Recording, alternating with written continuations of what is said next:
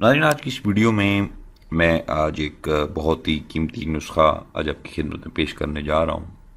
خاص طور پہ میری خواتین، وہ خواتین بہنیں جن کو حمل جو ہے وہ نہیں ہو رہا، یا جو اولاد سے محروم ہیں، خاص ان کے لیے آج کی ویڈیو ہے۔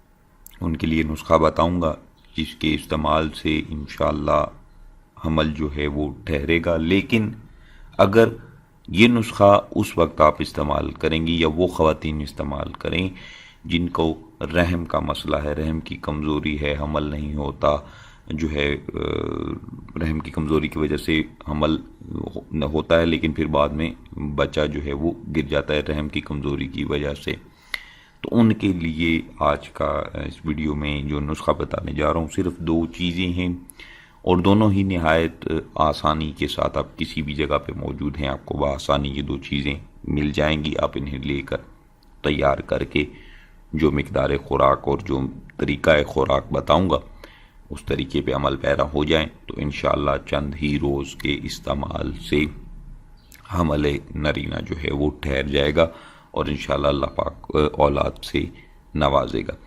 تو ناظرین، امید کروں گا کہ تمام ویورز کو ویڈیو اچھی لگے گی، لیکن اس سے پہلے ایک گزارش ہے کہ تمام ویورز جتنے بھی میری ویڈیوز کو دیکھ رہے ہیں، ویڈیو کو لائک شیئر ضرور کریں۔ نمبر 2، چینل کو ضرور سبسکرائب کریں اور گھنٹی کے بٹن پر جو ہے وہ اس پہ کلک کریں تاکہ جو نوٹیفیکیشن ہے وہ آپ کو جائے، تاکہ پہلے ویڈیو آپ دیکھیں، بعد میں یوٹیوب پہ جتنے بھی لوگ موجود ہیں وہ دیکھ سکیں۔ تو اس میں جو چیزیں دو استعمال کی گئی ہیں، نمبر 1 اشگند ناگوری، اور نمبر 2 شہد خالص۔ شہد آپ کوئی بھی لے لیں لیکن خالص ہونا چاہیے۔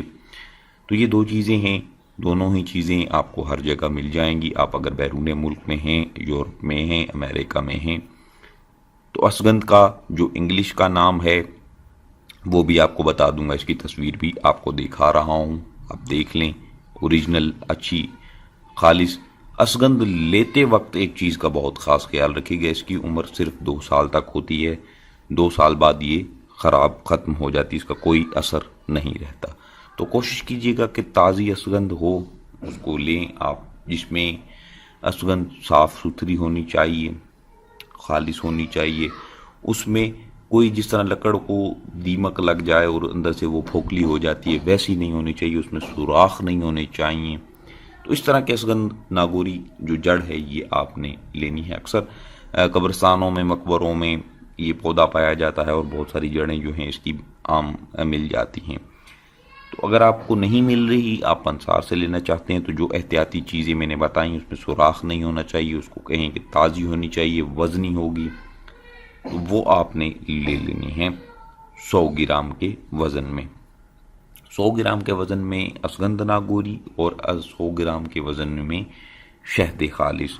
کوئی بھی شہد لے لیں، پیکنگ کا شہد اگر ملتا ہے، آپ سمجھتے ہیں کہ یہ خالص ہے، کسی اچھی کمپنی کا برانڈ ہے، تو آپ وہ لے کر اسے تیار کر سکتے ہیں۔